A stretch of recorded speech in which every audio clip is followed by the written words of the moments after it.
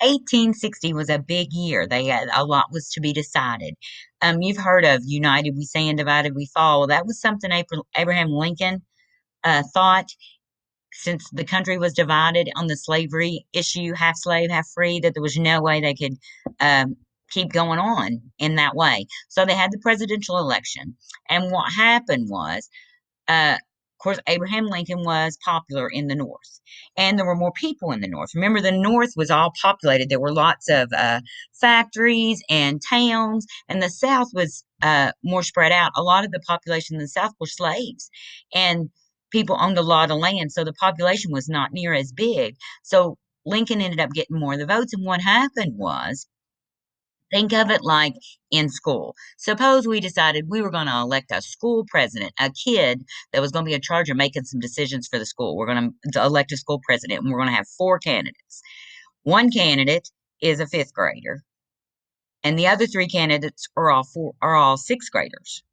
Or maybe we've got a fifth grader, fourth grader, and two sixth graders. But what's going to happen is, who are the fifth graders going to vote for? They're going to vote for their friend that's in fifth grade. And then the sixth grader, there's at least two of them, maybe three of them running. So each one of them are going to have their friends vote for them. So it's going to be all spread out. So the fifth grader is going to end up with the most votes. That's kind of what happened. Abraham Lincoln, these other three candidates that were running for office, there were three of them, and they ended up splitting all the votes. So Lincoln got his chunk, and he ended up winning. He won the northern states. That's where more people lived.